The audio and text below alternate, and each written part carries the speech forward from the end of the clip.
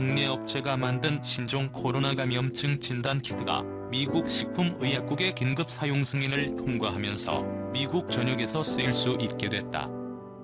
이에 따라 국산 진단키트의 미국 수출도 본격화될 것으로 보인다. FDA는 오상헬스케어가 제출한 긴급 사용 신청을 승인한다고 19일 홈페이지에 공지했다. 국내 업체가 FDA로부터 코로나19 진단키트의 긴급 사용 승인을 받은 것은 이번이 처음이다. 승인을 받은 진단키트는 오상헬스케어의 제네파인더 트레이드마크 COVID-19 플러스 REALAMPKIT로 실시간 유전자 증폭 검사 방식이다. 환자 검체 속에 있는 코로나19 바이러스의 유전물질을 증폭해 감염 여부를 진단한다. 단 이번 승인은 코로나19 사태가 종식되기 전까지 유효하다. 그동안 국내 업체들은 긴급 사용 승인과 관계없이 미국에 코로나19 진단키트를 수출해왔다. 미국의 경우 특정 주안에서만 사용되는 진단키트는 긴급 사용 승인 없이도 주정부 책임하에 사용할 수 있다. 또한 현지 실험실 표준 인증인 클리아 인증을 받은 연구소에서 자체 판단에 따라 연구용 부품을 구입해 진단키트를 제작할 수 있어 국내 기업이 여기에 수출을 할 수 있었다. 앞서 지난 15일 CNN은 미국 연방재난관리청 계약서 등을 인용해 한국의 SD 바이오센서와 솔젠트, 오상헬스케어 3개 업체가 FEMA와 $1,140만 상당의 코로나19 진단키트 공급 계약을 마치고 제품을 선적한다고 보도했다. SDD 바이오센서와 오상헬스케어는 총 60만 건을 검사할 수 있는 물량을 공급했다. 계약 규모는 각각 $520만 와 $300만 정도다. 하지만 FDA의 긴급 사용 승인을 통과하면 미국 내 공인된 실험실 어디에서나 진단키트를 사용할 수 있기 때문에 수출도 대규모로 늘어날 것으로 보인다. 오상헬스케어 외에도 현재 2개 업체가 FDA로부터 긴급 사용 승인 사전 번호를 받고 결과를 기다리고 있다. 지난달 24일 도널드 트럼프 미국 대통령은 문재인 대통령과의 전화통화에서 한국산 의류 장비를 지원해 줄 수 있냐고 요청하며 FDA 승인을 앞당길 수 있음을 암시했다. 그러나 이후 한 달 가까이 결론이 나지 않다가 이번에 처음 승인 결정이 났다. 이에 대해 여기환 한국바이오협회 전무는 FDA 심사관의 판단이기 때문에 기간에 대해 평가하긴 어렵다면서도 FDA는 긴급한 상황에서 빠르면 하루 만에라도 승인해 줄 수 있다고 하지만 해외 사례를 보면 대부분 최소 한 달 정도는 걸리는 것 같다고 설명했다. 브라질의 한국산 코로나19 진단키트 추가 반입, 총 130만 개. 한국산 신종 코로나 바이러스 감염증 진단키트가 브라질에 추가 반입됐다. 18일 한국산 진단키트 57만 4천 개를 실은 항공기가 새벽 상파울루주 캠피나스시 인근 비라코푸스 국제공항에 도착했다. 이날 반입된 진단키트는 지난 14일에 72만 6천 개의 연 2차분으로 상파울루주 정부가 산하부탄 등 연구소를 통해 수입하려던 물량 130만 개를 채웠다. 상파울루주 정부의 한국산 진단키트 수입은 상파울루 한국정영사관과 코트라, 상파울리 무역관의 협조 아래 이루어졌다. 수입된 진단키트는 오상자 EL의 계열사인 오상헬스케어 제품이다. 브라질 정부 차원에서 한국산 코로나19 진단키트를 수입한 것은 상파울루주가 처음이다. 검사 대기자는 지난주 1만 7천여 명이었으나 지금은 9,500명 수준으로 감소한 것으로 전해졌다. 상파울루주 정부의 주재 엔리키 제르만 보건국장은 한국산 진단키트 수입 이후 코로나19 검사 대기자가 빠르게 줄어들고 있다고 말했다. 상파울루주 정부는 현재 하루 2,000명인 코로나19 검사 수를 다음 달 중순까지 8,000명 수준으로 늘릴 계획이다. 한편 브라질에서는 18일까지 코로나19 사망자 수는 2,141명, 확진자는 33,682명이다. 상파울루주가 사망자와 확진자 모두 가장 많다. 브라질에서는 중증 환자만 코로나19 검사를 진행하고 있으며 가벼운 증상자나 무증상자는 검사에서 제외돼 있어 코로나19 확산 억제에 어려움을 겪고 있다. 인류의 안녕과 번영을 위해서 대한민국이 공헌하는 놀라운 이유. 빨리빨리 DNA도 이럴 때 빛을 발한다. 한국의 진단키트 제공 제한에 적절히 대응하지 못했다는 점을 후회한다. 치명적 실수였다. 사과하고 싶다. 코로나19 대처를 위해 의료 장비를 지원해 줄 수 있나? 한국바이오의 신한류다. 신종 코로나 바이러스 감염증이 팬데믹으로 번지면서 세계 곳곳에서 한국 코로나19 진단키트를 보내달라는 SOS를 보내고 있다. 한국바이오협회에 따르면 시젠과 코젠바이오텍, 솔젠트, SP바이오센서 등 식품의약품안전처의 긴급 사용 승인과 수출 허가를 받은 국내 4개 기업이 세계 47개국에 진단키트를 수출하고 있다. 수출 으뜸은 4개 기업 중 유일한 상장사인 시젠이다. 시젠은 현재 일주일에 진단키트 100만 테스트를 생산하고 있으며 이 중 90% 이상을 해외에 공급하고 있다. 수출국은 유럽과 중동, 동남아를 중심으로 총 45개국에 이른다. 최근 확진자가 급증하고 있는 미국의 경우 지난 16일부터 FDA 승인을 받지도 않은 상태에서 추후 승인을 전제로 시젠의 진단키트를 수입해 이미 사용하고 있는 것으로 밝혀졌다.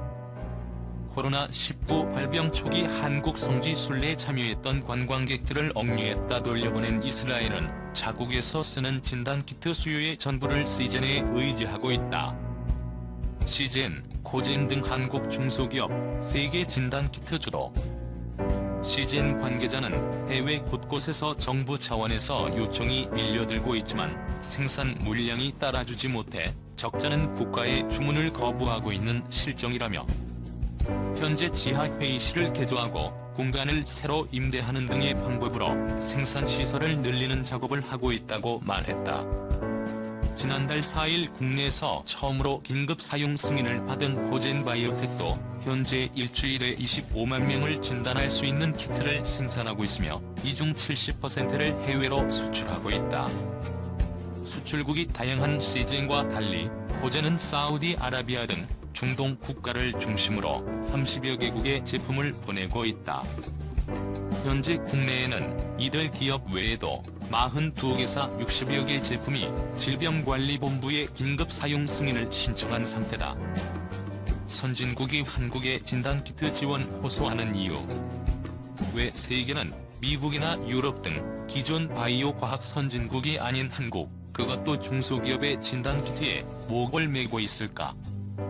미국 대통령이 정상회담을 통해서까지 진단키트를 요청한 것은 전례가 없는 일이다.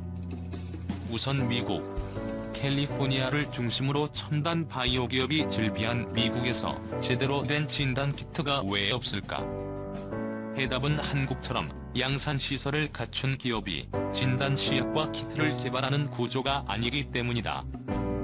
각 주의 질병통제센터와 공공임상연구실이 자체적으로 진단시설을 개발하고 FDA의 승인을 얻어 감염병 진단에 대응하는 시스템이다. 그간 팬데믹에 이를 정도 감염 환자 폭증을 경험한 적이 없어 공공기관에서의 생산만으로도 충분했다. 게다가 이번에 개발한 코로나 진단키트에 오류가 생기면서 그나마도 공급이 더 늦어졌다. 결국 미국은 뒤늦게 다국적 기업 로슈의 진단키트 공급을 요청했지만 이마저도 부족한 상황이 된 것이다. 유럽은 어떨까? 이들 국가에도 바이오, 제약 관련 기업이 있지만 코로나19가 중국과 한국에서 번질 당시만 하더라고 남의 나라 얘기 정도로 여긴 데다.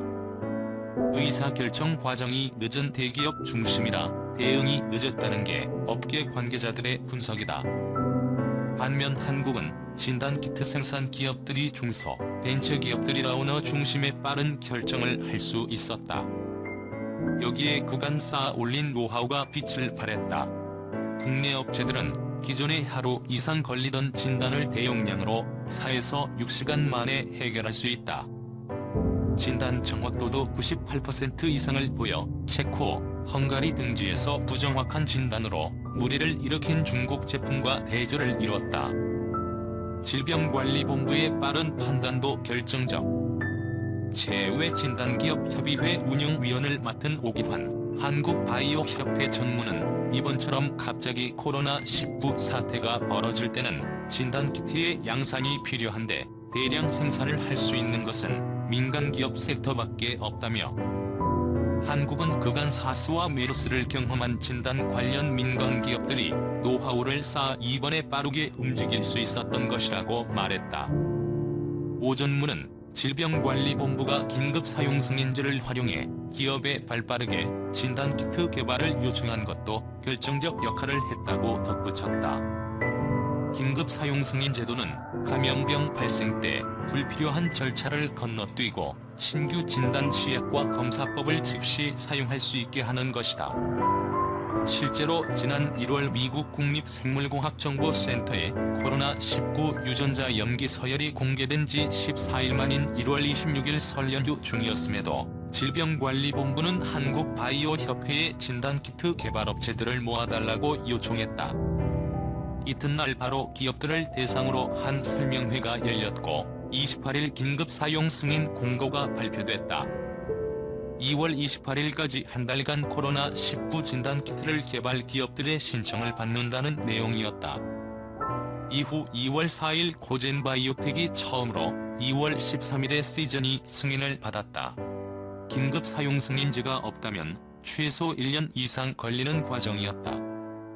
물론 코젠과 시젠 등 민간 기업들이 중국에서 코로나19가 무섭게 번져가는 상황에서 DNA가 공개되는 것을 보고 발빠르게 진단키트 개발에 들어간 것이 우선이다. 천종윤 시젠 대표는 중앙일보와 인터뷰에서 국제사회의 코로나19 염기 서열이 공개된 지나흘 뒤인 1월 16일에 사내 회의를 통해 코로나19 진단 시약 개발을 제안하고 21일 개발에 착수했다며 당시엔 적자를 각오하는 심정으로 도전한 것이라고 소회를 털어놓기도 했다. 소외된 면역진단키트 업체들 우리도 승인 요구. 한편 이번 긴급사용 승인 요구 기업 중에는 항체를 이용한 면역진단키트를 제작한 곳도 적지 않았다. 하지만 식약처로부터 승인을 받은 기업은 전무하다. 코로나19의 특성이 초기에 전염력이 강해서 무증상 감염자가 많은 경우엔 정확한 진단이 어렵다는 점 때문에 식약처는 이번 긴급 사용 승인을 분자 진단키트만을 대상으로 한정했다. 면역 진단키트는 임신 진단키트처럼 현장에서 20분 안팎의 짧은 시간 안에 검사 결과를 확인할 수 있다는 장점이 있다.